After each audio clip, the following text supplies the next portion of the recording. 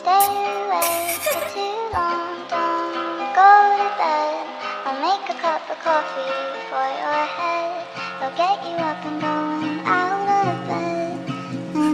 โลกของข่อยมันเลยเปลี่ยนไปตั้งแต่มื้อที่เจ้านั้นเลยย่างเข้ามาจะเข้ามาเปลี่ยนแปลงโลกของข่อยให้ดีกว่าครั้งที่ผ่านมาจากโลกที่เคยมึนๆมันเริ่มมีแสงกระทบตาอยากให้เจ้านั้นตั้งใจฟังที่ข่อยนั้นเล่ามาถ้าหากมื้อนึงบ่มีเขาอยู่แล้วน้ำตาที่ไหลไปสิเป็นคนเส้นว่าเจ้านั้นเป็นคนปากแข็งแต่สุขภาพอย่าลืมไปเช็คกินข้าวใส่หลายๆอันไหลที่ข่อยห้ามอยู่สู่เฮ็ดเจ้านั้นสง่างามโคตรตรงสเปคเจ้าอาจบ่แม่นนางฟ้าบ่ไหลมีปีกแต่เวลาเจ้าหยังกับหมู่สนิทหันเจ้าโดดเด่นกว่าใครซะอีกยังกลับไปอดีตข่อยนั้นบ่อิ่มกับเฟงฮักเจ้ากลับมาเปลี่ยนมันจากสร้างให้เป็นมักขอบใจหลายๆที่สอนให้ข่อยนั้นรู้จักความฮักข่อยอยู่บ่นี้ตลอดข่อยซ้ำน้ำตาเวลาที่เจ้านั้นเจ็บหนักมาเฮ็ดเวียงหนักอันใดเกินกับฟักก่อนไปนอกเจ้านักแน่นได้มีหัวใจที่อิดอ่อนก่อนที่ใส่อารมณ์ใส่ไฟก็อย่าให้เจ้านั้นคิดก่อนอย่าลืมล่ะทุกอย่างที่ข่อยนั้นเคยสอนอีกอย่างที่เสียไปแล้วก็อย่าให้เจ้านั้น move on มันเป็นเพียงสีสันเพียงอรรถรสอย่าให้เจ้านั้นฟ้อนเรื่องไร้สาระและโฟกัสกับอนาคตข่อยนั้นบ่ไหลว่าประชดแค่อยากให้วันข้างหน้าของเจ้านั้นสดใส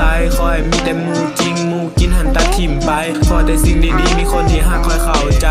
ว่าเรื่องเส้นข่อยนั้นมันแห้งกับภาษาสัมผัสเบิ่งหูเจ้าจนบ่อยากจะรับมองย้อนกลับไปเฮาสองคนนั้นต่างกันจัดข่อยเอาแต่เที่ยวบ่ค่อยเข้าวัดแต่คนชนชั้นสูงคือเจ้าก็ยังมามักเจ้าคือ first love want to have you forever don't leave me anywhere อยากให้เจ้าอยู่มองนี้ไปฮักและฮับทุกข้อบกพร่องของเจ้าเลยทุกกรณีเวลาเศร้าหรือว่างเหงาก็อยากให้คอมีอยากเลยยังได้บอกข่อยนะ baby ข่อยให้เจ้าได้ทุกอย่างถ้าว่าข่อยนั้นมีเพราะว่า you are my love be you กับไฟ I can see do you love me ถ้าหากมื้อนึงนั้นเฮาไปกันบ่รอดีก็อยากให้มันนั้นจบลงด้วยดีแต่ว่ามีเจ้านั้นมันสมบูรณ์กว่าอดีตอยากให้น้องเข้าใจโลกหลายกว่านี้หวังว่าน้องจะเติบใหญ่เป็นผู้หญิงที่เกรดดีอยากให้เจ้านั้นสู้ว่าสิเจอปัญหาหยังกินของแซ่บๆที่เจ้านั้นวางและสิ่งต่างๆที่เจ้านั้นฝันเจ้ายิ้มได้ข่อยก็ยิ้มตามกลางความมืดเจ้าคือแสงสว่างใจสวยขอเอาจากมุมมืดและลบล้างทุกสิ่งและทุกอย่างเจ้าเฮ็ดให้ข่อยมีฝันมีปลายทางฝันและปลายทางที่ข่อยนั้นว้าวนั้นต้องมีเจ้าอยู่เคียงข้าง Go to